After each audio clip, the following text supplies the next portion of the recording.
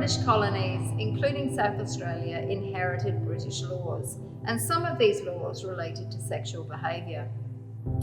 As a result, sexual activity between men was a capital crime that could result in execution, although homosexuality itself was not illegal. Thankfully, no one in South Australia was ever executed under this law, and South Australia was one of the first states to revise these penalties. The punishment for same-sex sexual relations was reduced from execution to imprisonment in South Australia in 1877, and other states followed thereafter. The criminalisation of same-sex sexual acts is just one of the many ways that lesbian, gay, bisexual and gender-diverse people have been discriminated against in Australia since colonial times. It's also one of the many reasons that LGBTQ people and their allies have come together to campaign for legal and social change. Laws prohibiting same-sex relations were based on the idea that heterosexuality and only heterosexuality is natural and normal, and that other kinds of sexual relations are unnatural and therefore wrong. The law then both reflects and shapes broader attitudes about sexuality. The 1960s saw the widespread emergence of a range of protest movements calling for radical change. The civil rights movement, the women's liberation movement, the anti-war movement, and the gay and lesbian liberation movement are perhaps amongst the best known. One of Australia's earliest gay liberation organisations was the Campaign Against Moral Persecution, or CAMP as it was more commonly known, which began in Sydney in 1970. A year later, an Adelaide branch was established, and it focused on education and law reform. 1972 saw the birth of the Adelaide Gay and Lesbian Liberation Front, a much more radical collective of young lesbians and gay men who were less interested in being accepted into mainstream culture than they were in revolutionising it. Also in 1972, on the evening of the 10th of May, a tragedy occurred that was to have massive ramifications.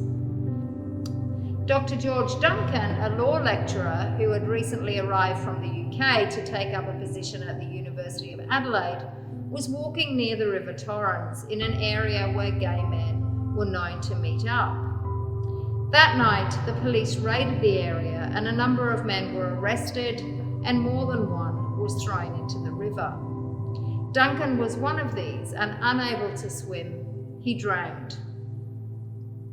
It's unknown whether Duncan was in the park to meet other men or even whether he was gay, but his death was a clear illustration of the fact that gay men were the target of homophobic violence and that even members of the police force were guilty of such acts. Even though at the time homosexuality was illegal and widely regarded as unacceptable, the Duncan case received significant media attention locally, nationally and internationally, and ultimately it further strengthened demands for law reform. Less than 3 months after Duncan's death, the first bill in Australia to decriminalise homosexuality was introduced into the South Australian Parliament. 3 years later, South Australia became the first state or territory in Australia to decriminalise homosexual acts with the introduction of the Criminal Law Sexual Offences Amendment Act 1975 by the Dunstan government. Don Dunstan was Premier from 1967 to 1968 and again from 1970 to 1979. His government was committed to social reform and public policy leadership. As well as decriminalising homosexual acts, his government introduced a range of progressive legislation, including that which outlawed discrimination on the basis of sex in 1975 and rape in marriage in 1976. Between 1975 and 1997, the other Australian states and territories followed South Australia's lead in the decriminalisation of homosexual acts. Tasmania was the last state, and it did so only after Tasmanian resident Rodney Coombe applied to the High Court of Australia to strike down Tasmanian anti-gay law on the grounds that it was inconsistent with federal law, that is, with Human Rights Sexual Conduct Act of 1994. The Tasmanian government was finally forced to decriminalise homosexuality on the 1st of May 1997. Over the last 60 years, LGBTQ campaigners have played an integral role in changing laws and attitudes affecting almost every aspect of everyday life. These include helping to introduce anti-discrimination legislation, entitlements and rights for people in same-sex families and relationships, so things like superannuation rights, adoption, access to assisted reproductive technologies, inheritance laws, and so on.